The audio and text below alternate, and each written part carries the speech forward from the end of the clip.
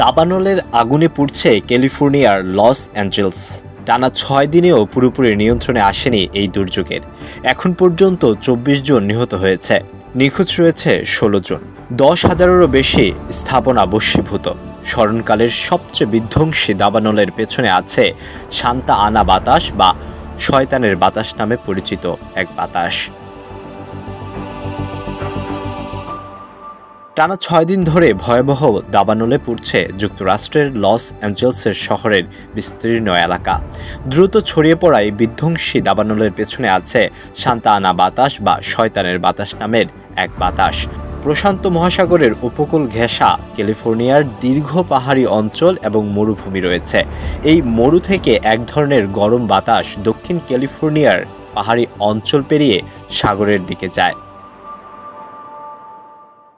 ঘন্টায় 60 থেকে 80 মাইল গতিতে প্রবাহিত হওয়া এই গরম বাতাসের ফলে একটি অঞ্চলের আর্দ্রতা কমে যায়, সব গাছপালা শুকিয়ে যায়, যে কারণে ঘরের বাহিরে যে কোনো আগুনই মিনিটের মধ্যে বড় অগ্নিকাণ্ডে রূপ নিতে পারে।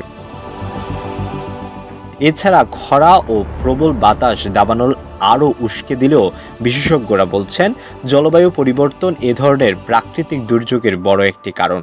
যুক্তরাষ্ট্রের সরকারি গবেষণায় দেখা গেছে দেশটির পূর্বাঞ্চলে বড় দাবানলের সঙ্গে জলবায়ু পরিবর্তনের বেশ সম্পর্ক রয়েছে।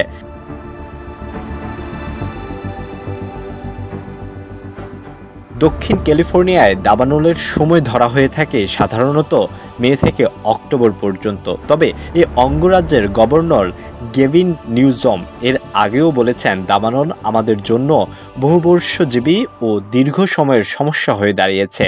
এর কোনো মৌসুম এখন আর নেই, যে কোনো সময়ই দাবানল হতে পারে। বিবিসির তথ্যমতে 2024 সালে এল নিনোর সাথে যুক্ত ভারী বৃষ্টিপাতের সময়কাল এই শীতকালেও আগুনের উচ্চ ঝুঁকিপূর্ণ অবস্থার সৃষ্টি হয়েছে বলে মনে করা হয়। এই কারণেই লস অ্যাঞ্জেলসে আগুনের এত ভয়াবহ। UK centre for ecology and হাইড্রোলজির বন্যা আগুনের বিজ্ঞানী মারিয়া লুসিয়া এক বিবৃতিতে বলেছেন 2024 সালে আর্দ্র আবহাওয়ার সময়কালের পরে একটি শুষ্ক সময়কাল দাবানল ছড়ানোর জন্য নিখুঁত পরিস্থিতি তৈরি করেছিল। খুব আর্দ্র থেকে খুব শুষ্ক আবহাওয়ায় এই পরিবর্তনকে হাইড্রোক্লাইমেট হুইপেলেস বলা হয়। একটি সাম্প্রতিক গবেষণায় দেখা গেছে 2020 শতকের মাঝামাঝি থেকে বিশ্বব্যাপী হাইড্রোক্লাইমেট হুইপেলেসের ঝুঁকি 31 থেকে 66% পর্যন্ত বৃদ্ধি পেয়েছে। আলওয়ান খান, ঢাকা প্রকাশ।